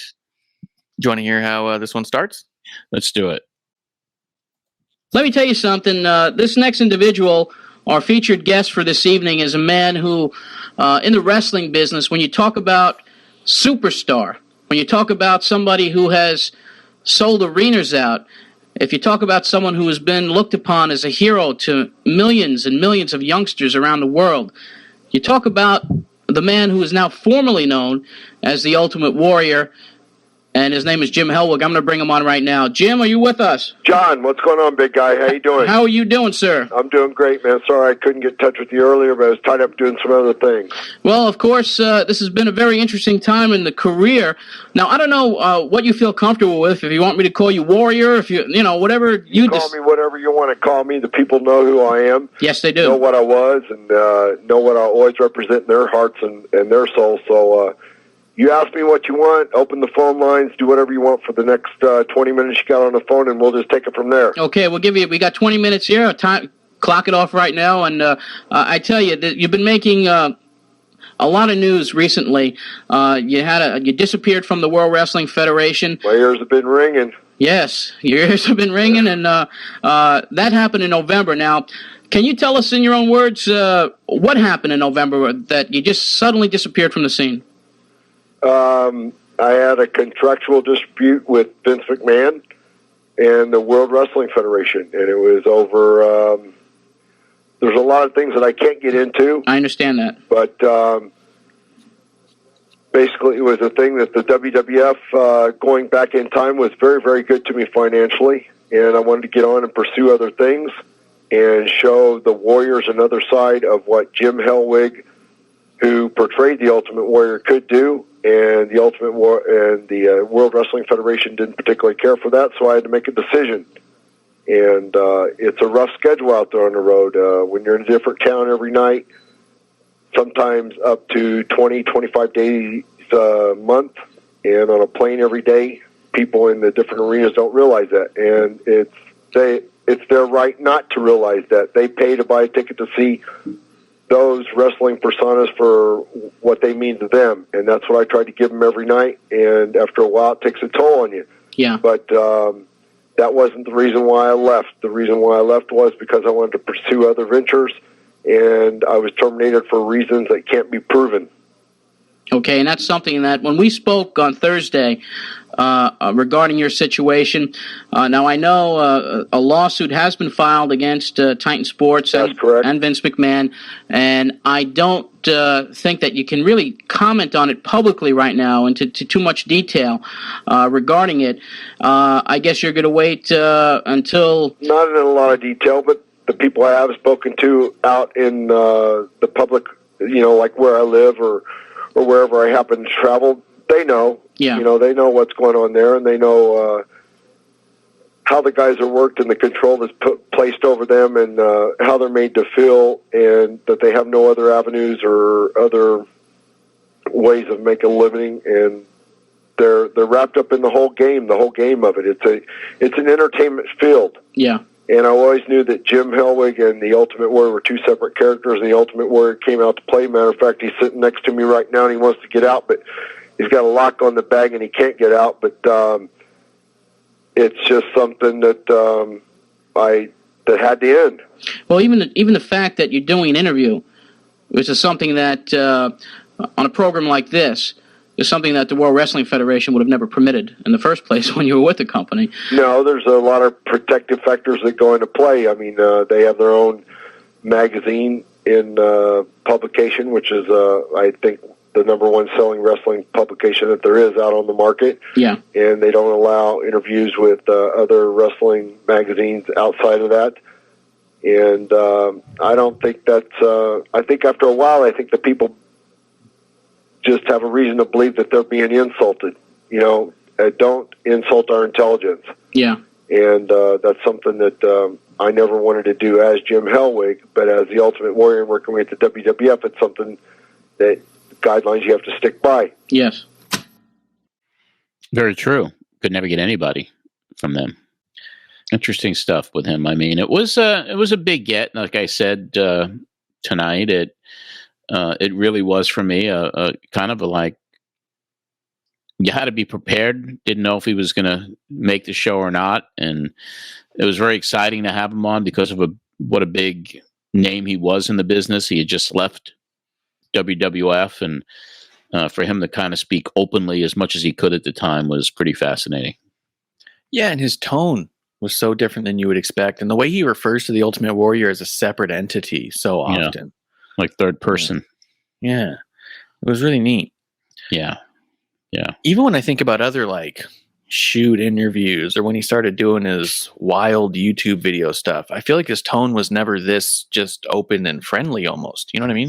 Yeah, it was shocking for me. I didn't know what to expect. I didn't know how guarded he was going to be or how open he was going to be. And talking to him was kind of like, for me, well, he seems like a nice guy. You know, Right. what do people, you know, everyone says bad things about him, and the money that he held the WWF up for money. And I mean, there was just kind of these horror stories about him.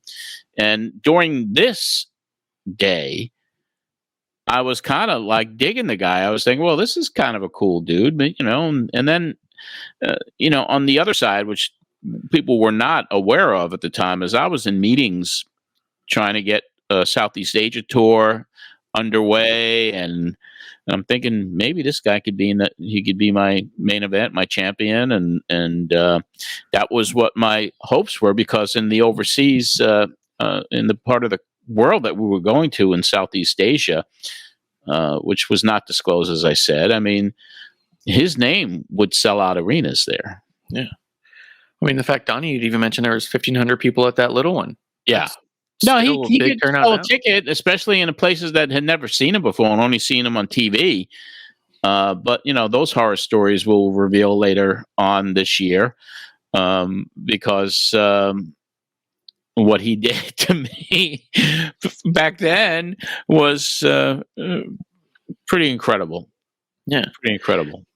Yeah, I had a very similar feeling listening to this. I was like, man, this guy's a good dude. Yeah. This was like, I think maybe one of the best he ever sounded as far as that goes. Well, he was very incoherent on his interviews, on TV, and just his persona and the way he was over the top on everything that he did, to hear him out of character and talking like a regular guy was pretty interesting for me. And I was enjoying the opportunity to speak to this man. Yeah. It was great. And then you opened up for, he talks a little bit about he was getting with, was it ICM? It was a group that... a big talent agency. Yeah. They, he said they got Jean-Claude Van Damme, I believe. Mm-hmm. So, yeah, they were agents. They were big, heavy duty agents in the Hollywood scene. And even the way he was with all the fans, it was great. He was like so open and warm to them too. And they asked one question and he'd give them a full story. He wasn't like short with them. I was like, no, he awesome. he was a great guest. Yeah. This time. The only time. Yeah. Let's see what he says here. Okay. Brian from Long Beach. Brian, you're next. Yeah, hi. Hey, Brian, what's going on? Couple of things real quick. Okay, go ahead. Who you were scheduled to feud with in the WWF? And I scheduled to feud with nobody. Nobody? Yeah, there weren't any more challenges.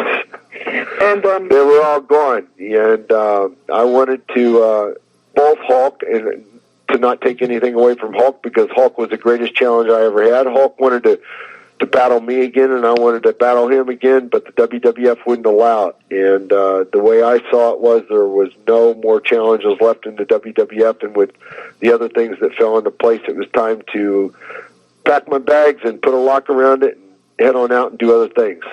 Okay, thanks for your call. And Jim, what was your relationship like with Hogan? It was not very real personal, because he has a family and he has 2 kids, and he loves his family, and he loves spending time with his family. And when he was working, he spent a decent amount of time with them. And then when he finally hung it up, he got involved in a lot of other things. Once you get this in your blood, not the wrestling per se, but just the work ethic that's involved in being on the road all the time and pushing yourself to your limits, it's hard just to go home and kick back and grab the remote control and just watch cable. So, but on a professional level, me and Hulk had a great relationship, because he knew if he was to come into port and he'd get off the ship and the ship went back out to sea, that I would do everything I could in my power to make sure the ship didn't sink. Interesting discussions there. Yeah. Some of the other stuff you asked him about was after the ICM mention, he starts talking about a movie that he's going to be filming called Firepower. Mm-hmm. Did you ever see this? Do you remember this? I don't know if it came out or not. It might have. I looked it up. Did it come out? It definitely came out in '93, and it looks insane. It's a fight pit that they call the Hell Zone, and these undercover cops have to get in there and win this fight pit because they're trying to uncover an illegal AIDS vaccine. I was like, what? Is it out there streaming somewhere? I don't know if it's streaming, but it's probably on YouTube. I would say it's probably on YouTube. It's got to be. If you just go to IMDb and look it up, anyone who's listening, the trailer's there, and the trailer alone is amazing, and he's front and center in it. Wow. Wow. Yeah. It was insane. Well, I mean, his career was like all over the place after he finally left WWF, and then comes back, and then even the WCW run, and that was a cluster. Didn't work. But you have to say that this guy was, at least in the modern era. I don't know if the modern era goes back 30 years or whatever it is. That's the modern era to me. 30 years ago. Today's era is just kind of like, I don't know what it is sometimes, but it is what it is. Wrestling is what it is today. He was a name that was historic in nature because of the push he got, because of the charisma he had, because of his run and how over he was with the audience and the fans that watched on TV and the audience that he appeared in front of all over the world. Somebody that'll never be forgotten in pro wrestling, and someone who will always be that historic figure in the business. Yeah. And we talk about it as kind of a gag. Every episode you have, someone calls in, what's going on with Warrior, what's going on with Sid, right? Always. These callers, I think one of the reasons you were quick with Brian to get him off was I think your phones were lighting up because you just went from caller to caller to caller. And so many of them, after the other, didn't even have questions. Just wanted to tell him he was the greatest ever. One person said, what was it? That like no one can hype up a crowd better than you, not even Hogan or something like that. Like it was just a number of they just wanted it was a love fest. It was a love fest with him on the air. And it was, for me, it was kind of a feather in the cap at the time. And it was a big interview for me. It really was. Yeah, it was great. And then you asked him because it had just happened about his relationship with Kerry Von Erich. Even in Don's capsule, he was mentioned as being one of 3 wrestling personalities they knew to be there. Yep. Yeah, he was close with Kerry. Very close.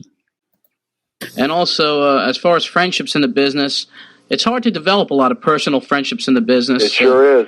I know, almost impossible. I know it's a sad situation to talk about, but one of your best friends, I would guess, in the business was Kerry Von Erich.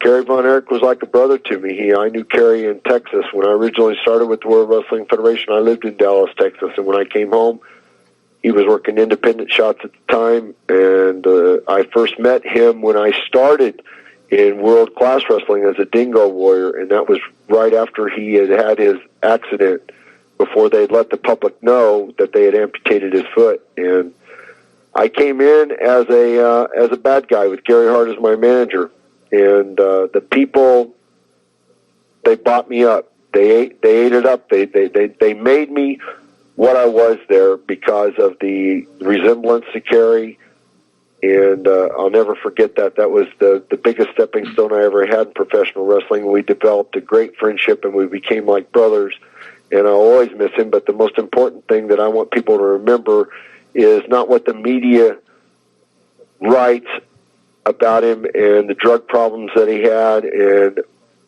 that his death may have stemmed from those drug problems, or the death stemmed from the fact that he couldn't deal with the amputation of his foot. He had learned to deal with that. He was a great athlete. He was a great athlete without his foot. And it was something that was never brought out publicly until his death. And I think that was a mistake. And he never took his problems and put them on anybody else. And Kerry never said anything bad about anybody else. Kerry loved everybody, and he was loved by everybody else. And those are the things I want people to remember about Kerry Von Erich. When was the last time you saw Kerry? Last time I saw Kerry was about 2 weeks prior to the incident in Dallas, Texas, and that was in Philadelphia at an autograph session. Okay. And, I was there at that one. Kerry was always Kerry. When some people are up and down, but Kerry was just always Kerry. If Kerry had a drug problem, when he was on drugs, he was the same way when he was on drugs as when he wasn't on drugs. And he treated people the same, with the utmost in respect and courtesy. Well, you were in Dallas, I guess, this past Monday, and that must have been very difficult for you. I had to deal with a lot of different feelings. I went to the wake, and the public wasn't allowed to the wake, and I was there for a few hours by myself, and I laughed. I stood over him and I laughed, and about the good times and the funny times, because Kerry was always wanting to cut up and rib and pull pranks and stuff, and then I would cry because of the loss, and then I would feel frustration because I would feel like it was an easy way out, and that's what most people would feel. And I guess when I get down and out and in the dumps, that's what I try to pull up, those feelings. I try to pull up those feelings to help me get through it, because he had two beautiful children that he loved, and Kerry was 33 years old, but he was a 33-year-old kid, and his kids loved him, and they still don't believe it. They think he's out on the road. And that's something that they're going to have to deal with, but I'm going to be there to make sure that him and those kids and his wife I can hopefully be a good part of the backbone that helps him get through it. Now, of course, Kerry had been in the business for a long time, and I guess on since he was a kid. Yeah. He was hitting the ring back when his father was in the ring. Of course. But financially, like what happens to a lot of guys in this business, because there's no insurance usually, there's no... it's just the way the money goes, the money you spend on the road. Kerry didn't have... the money's like, it's not like everybody wants to think it is, too, in certain situations, I can thank my stars that it was good for me. I don't have any grievances about that, but to other people, it's not that good. Yeah, because I was talking with several people, and as far as the Kerry Von Erich situation, if there's any way that his family, his widow, and his children needed some help, we'd like to try to organize some type of effort to arrange to maybe... Well, I tell you, Frank, what I've done, I've already set something up through my attorney. You have? For the security and the... to make the people feel good about it, what I'd like to do. I know that you're back on the air, and congratulations about that. I'd like to be in touch with you like next week and check with my attorney and how people can help if they'd like to. Because we got a lot of listeners out there. So that they can know that the money's going to the right places, it's being handled in the right way. I don't want anybody cutting checks to me, and I'm not familiar with something like this because it's the first time I've had to deal with something like this. Right. But I'd be more than happy to contact you next week or next time you're on the air and let the people know. And if they feel that way, then fine. But if they don't, please just remember that Kerry was a loving person. He was just a big teddy bear, and he did nothing but give good to people. He didn't take any of it, even though he had so many problems to deal with inside. He never took those problems to anybody else or took them out on anybody else. Wow. Certainly there was no GoFundMe back then. Right. I was also just surprised how open he was about his emotions. Like, it's not like he was like, well, I was grieving and, what do you think it was like? He was very specific about, I felt this emotion and then this emotion. Like, yeah, I was, what a follow-up from last week's program to hear this from Jim Hellwig about that relationship with Kerry Von Erich. I mean, I don't recall if he ever reached back out to me about any charity effort. I'll find out, I guess, as we upload new shows, if that ever happened, but I don't recall it happening. So it might happen, but I don't think it did. It also may have happened, and he may not have told you about it. Like, it's just hard. Well, of course, I'm not doubting the fact that he was helping the family, but to organize an effort, to have wrestling fans donate to this. I mean, it was probably a very private matter. Yeah. And he did what he had to do to help this family out in their time of need. Yeah.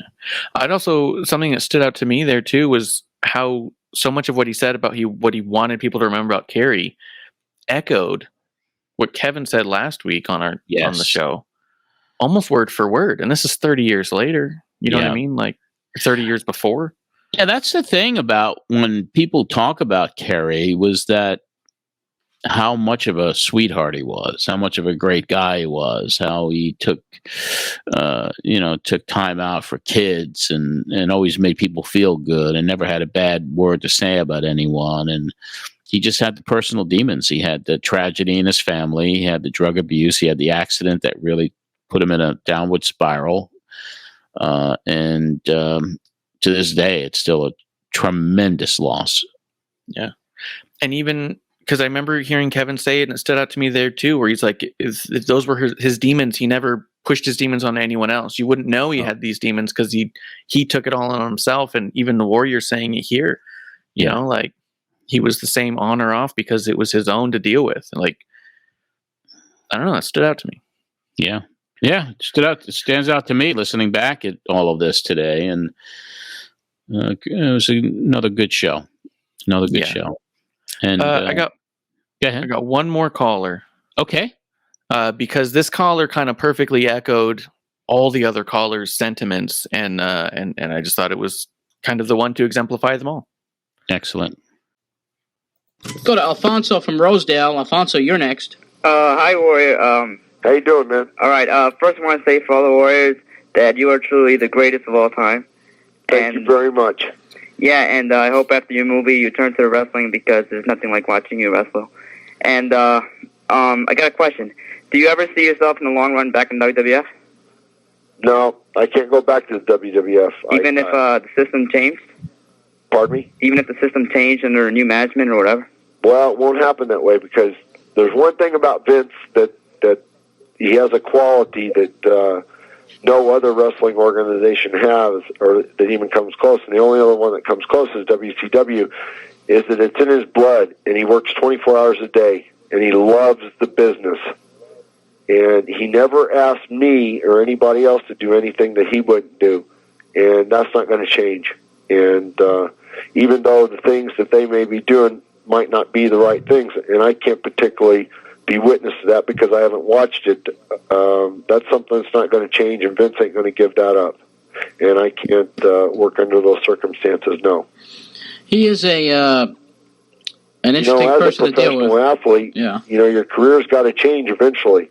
Yeah. It doesn't last forever in any professional sport, whether it be professional wrestling as professional entertainment or professional baseball, basketball, football. You have to prepare yourself for other things. And I'm ready for the challenge. I'm ready for the battle. So I'm going to go ahead and move on. It's something that I have to do. It could be, as far as the lawsuit with the WWF, it might be a big fight. It may be as big as a WrestleMania event. I tell you, it's well, that would be good. Maybe the numbers would be better. Maybe the pay-per-view would be better. Well, I tell you, if it's on court TV by any chance, the ratings will probably go through the roof. That's maybe we can get Judge Wapner come out of retirement. Judge Wapner, People's Court. Yeah, profit too. Yeah.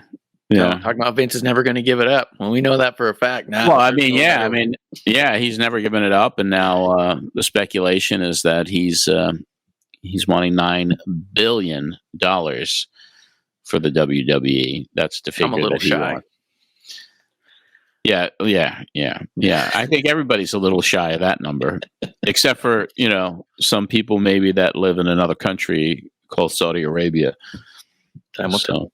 We'll see. Time will tell. Any other clips? I think that'll wrap it up. That's it for the clips. I had two quick questions for you. One of your callers was really concise about your opinion on something and about Kerry's injury, and it just made me think that it sounded like somebody asking for a comment. It didn't sound like somebody, like a fan asking for an answer. Mm-hmm. Did you ever find yourself in any of the newsletters that were going around from all these people, or did you never even pay mind to it if you were or not? Like today, I get quoted a lot based on what I'm doing on this show. I had no idea if he was asking for a quote or, I have no recollection of that. Yeah. All right, but you pop up in newsletters. You know, the show was newsworthy, so anybody who could grab a soundbite or you know, transcribe, you know, what I talked about. I know the Observer did it a lot when I'd have a big guest on. A lot of times they would transcribe the actual interview. So yeah, and so yeah, I got a lot of you know, got, as they say in the business, you get the rub from people, and I did back then, and I know that last week's episode is getting a lot of that type of stuff going around. Yeah, I took a couple of screenshots I meant to send you. I'll send them later from a just random like Facebook post from people. They were just all like, "Did you see this? It was in Arezzi's thing," and it's like, all right, cool. Yeah, and so it caused a lot of attention, a lot of publicity for what we do, and I'm telling you, I mean, the corner has been turned in regard to the people who are kind of digging what we're doing here, and you know, a little preview of next week's show. I'm trying to get Conan. I hope that he's feeling okay, and I haven't heard back from him because it's 30 years next week that he makes his first appearance on the Pro Wrestling Spotlight in studio, and he was in for meetings with that AAA deal that we're trying to put together. And also Terry Funk joins us on the telephone, as well as Honky Tonk Man. So we got another loaded one next week. That's really cool. It's really cool. Yeah, and yeah, I think that's it. Because there's the only other thing that he mentions at the end. It kind of cuts because of the way that the tape got flipped. But it seems to be weighing in on the steroid trial. And you talk about how forgiving America is on its athletes as long as they're honest. As long as they say, yeah, I did that. It's true to this day. That's what I thought. Yeah. Well, it'd be kind of cool. I'm going to reach out. Maybe I could find a way to reach out to Wayne Ferris, Honky Tonk Man, because I'm sure that he wouldn't be no problem. You know, if we get a hold of him to try to bring him on, I'll have to listen to the show, see if it was relevant and how long it was. And but I would love to get Conan on next week. I'm trying. That would be cool. Yeah, both of those guys would be cool, and they're both around doing stuff and they're talking. So yeah. Yeah, and unfortunately, Kerry, there's no way to get him because of just you know. Yeah. Everything that's gone on with him, and he's still, you know, he's still hanging in, he's still kicking, and he's Mick Foley just went out to see him not too long ago and posted a few pictures on Facebook. But these are amazing shows to review, and it's been one after the other over the last several weeks. Yeah, absolutely. I'm excited for the next one too. This one was cool. Yeah. I was really happy to hear from Larry and Donnie, and yeah, this is cool. Well, we'll bring Don back, and we'll continue carving our path in the wrestling podcast landscape, which is filled with everything you can imagine out there. All right. Well, listen, Marsh, I appreciate you as always, and let everybody know out there where they can get a hold of you on social media. Yeah, you can find me at Ref Marsh on Twitter, Instagram. I'm Marsh Ref. I've been posting a lot of my drawings lately, and outside of that, you can find WrestlingOnRocks.com for my side projects. So you're keeping busy, my friend. Yes, I am, and I hope to be busier. Yes, that's the only thing we can hope for is to be more busier and enjoy what you're doing and make some money at it. Would be nice, right? That would be nice. That's always nice. All right, Marsh, thank you so much. That's going to wrap up this edition of John Arezzi's Pro Wrestling Spotlight podcast. You can join our private group, facebook.com/Pro Wrestling Spotlight podcast and radio show. Public group on Facebook as well as John Arezzi's Matt Memories. We have a private group there as well. And please, if you're listening to this show on Apple Podcasts, write a review. Give us a 5-star review if you enjoy what we're doing. And I ask you all again, if you can subscribe to our YouTube channel, that would mean a lot. There's a lot of great content up there, and you can see all of these podcasts on YouTube with Marsh's special recipe of visual elements and all the work that he puts into it. It's a very visually appealing show, and we're doing some really great things. So that's youtube.com at Pro Wrestling Spotlight. So please subscribe to the channel when you can. Following me on Twitter, it's at John Arezzi. Instagram at John Arezzi as well. Lots of vintage wrestling photographs I put up on the Instagram all the time. And there's a ton of engagement on there, and you can see some really classic photos that I post, probably one a day up there. And also, the new episode of our sister podcast, Matt Memories from Madison Square Garden, is going to be released to patrons the same time that they get this program. And then it will be released to everybody else next week. We're covering the February 26th, 1972 show at Madison Square Garden. Matt Memories from Madison Square Garden is co-hosted by Tim Poutre, written and researched by Richie Garcia. Thanks to our producer and creative director, Marsh, and thanks to Patreon executive producers Anthony Pires and Joe Holloway, and for all the patrons for your support helping with the production cost for this show. Until next week, when we relive more history with you, this is John Arezzi for the Pro Wrestling Spotlight.